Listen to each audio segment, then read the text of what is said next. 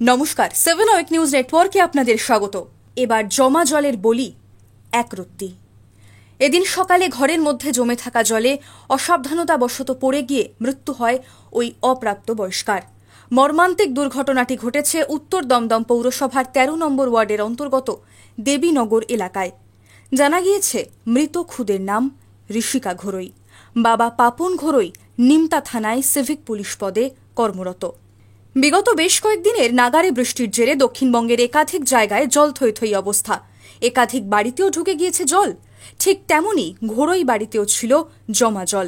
আর আজ আচমকাই পরিবারের সদস্যদের চোখের আড়ালে সেই জমা জলের মধ্যে পড়ে যায় ছোট্ট ঋষিকা। তড়িঘড়ি অপ্রাপ্ত বয়স্কাকে উদ্ধার করে নিয়ে যাওয়া হয় হাসপাতালে, তবে শেষ রক্ষা হয় না। একরত্তিকে মৃত বলে ঘোষণা করেন কর্তব্যরত চিকিৎসকেরা। ইতিমধ্যেই ময়নাতদন্তের জন্য পাঠানো হয়েছে তার দেহ। ঘটনা প্রসঙ্গে কি বললেন এক স্থানীয়, শুনব। ওর ছোট কাকা নিয়ে যাচ্ছিল, তারপরে তখন রিক্সার জন্য গেছিলাম, পাইনি। একটা বাইকওয়ালাকে ধরে নিয়ে গেছিলাম। ও পেট থেকে মুখ থেকে জল বেরাচ্ছিল, তারপরে কলাবন হসপিটাল বলছে তাই করেছে। কোথায় নিয়ে যাওয়া হলো? তারপরে শিশু হাসপাতাল নিয়ে যাওয়া হলো। ওর বাবা মা কাকা ওরা গিয়েছেন, আমি আর যেতে পারিনি। অন্যদিকে এলাকার নিকাশি ব্যবস্থা নিয়ে অসন্তোষ রয়েছে স্থানীয়দের একাংশের মধ্যে। এলাকার নিকাশি ব্যবস্থা প্রসঙ্গে ১৩ নম্বর ওয়ার্ডের পৌরপিতা প্রশান্ত দাস জানালেন, খানিক জল নামলেও গতকালের প্রবল বৃষ্টিতে আবারও বেড়ে গিয়েছে জমা জলের পরিমাণ। সেই সঙ্গে মর্মান্তিক ঘটনা কিভাবেই বা ঘটল, কি জানালেন তিনি, শুনুন। ঘটনা তো আমরা শুনলাম, যে বাচ্চাটা খাটে শুয়েছিল, 6 মাসের বাচ্চা, মনে হয় 6-7 মাস বয়স হবে, 5 মাস। এবার সেখানে দাঁড়িয়ে হয়তো যেটুকু শুনতে পেলাম, যে খবর পেয়ে আসলাম, আসার পরে যখন দেখছি যে ঘরের মধ্যে জল আছে, জলের উপরে খাট ইট দিয়ে পাতা আছে, অস্বাভাবিক একটা বৃষ্টি, সেই বৃষ্টির কারণে জলটা জমেছে। পাশাপাশি বাচ্চাটা শোয়া অবস্থায় ওখানে পড়ে যায়,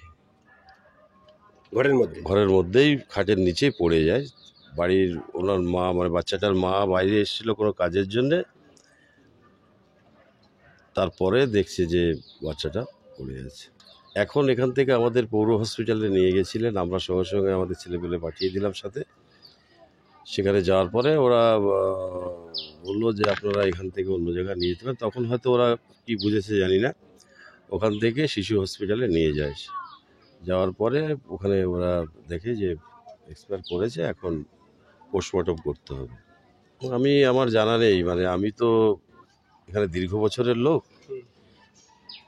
আর 24 ঘন্টায় বৃষ্টি হয়েছে কিনা আমার জানা নেই। তবে গতকাল বিকালবেলা যে বৃষ্টি হয়েছে, ওই আধ ঘন্টার উপরে, 1 ঘন্টা, তাতে করে যে কোনো জায়গায় সমুদ্র হয়ে যাবে। কারণ প্রকৃতিকে ঠেকানোর মতো ক্ষমতা এই নালা হাজার ভালো থাকলেও সমস্যা মিটবে না। 24 ঘন্টায় বৃষ্টি হয়নি, 24 ঘন্টা তো একটানা বৃষ্টি হয়েই যাচ্ছে। আমি জানি না আপনি কী করে দেখলেন যে 24 ঘন্টা বৃষ্টি হয়নি। সকাল থেকে তো বৃষ্টি নেই একদম। যে জলটা জমে আছে, যে 24 ঘন্টা আগে কিংবা 2 ঘন্টা আগে যে জলটা জমে আছে, সেই জলটা যাওয়ার জন্য তো একটা সময় দিতে হবে।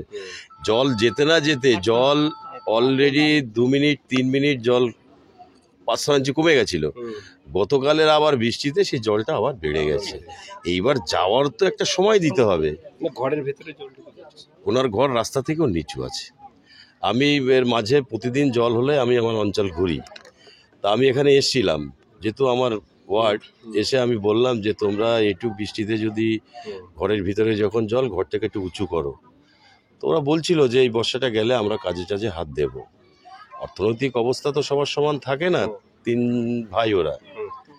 এবার ওরা ঘর করবে বলে একটা সিদ্ধান্ত নিয়েছিল, তার মধ্যেই ঘটনাটা ঘটে গেল। এত পরিমাণ বৃষ্টি, কারণ সবাইকে ঠেকানো যাবে, ড্রেন নালা এগুলো সব তৈরি করা যাবে, তৈরি আছে, কিন্তু তারপরেও যদি প্রকৃতিকে এইভাবে বৃষ্টি হয়, সেটাই ঠেকাবে কী করে?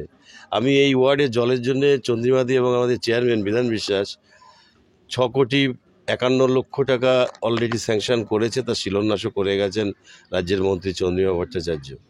যেটা মন্দিরপাড়া, মানে 3 নম্বর প্ল্যাটফর্মের পাশ দিয়ে ফতেশা খাল অবধি এই হাইড্রেন হবে। তা সেই হাইড্রেনটা হওয়ার জন্য সব রেডি হয়ে গেল, কন্ট্রাক্টরও এসেছিলেন, কিন্তু সেই কাজটা বৃষ্টির জন্য এখনো অবধি ধরতে পারেনি। আশা করি ওই কাজটা হলে কানেক্টিং ড্রেন যদি কিছু করা ওর সাথে সাথে হয়, জলের সমস্যাটা আমার ওয়ার্ড থেকে কমবে। কলকাতা থেকে জেলা সর্বত্রই জল যন্ত্রণার ছবিটা একই। এবার সেই জমা জল প্রাণ কাড়ল এক খুদের। স্বভাবতই শোকের ছায়া অপ্রাপ্তবয়স্কার পরিবারে, থমথমে গোটা এলাকাও। এই মর্মান্তিক মৃত্যুর দায় কার, গাফিলতি বা কাদের? উঠছে একাধিক প্রশ্ন, উত্তর কি মিলবে জানা নেই কারো।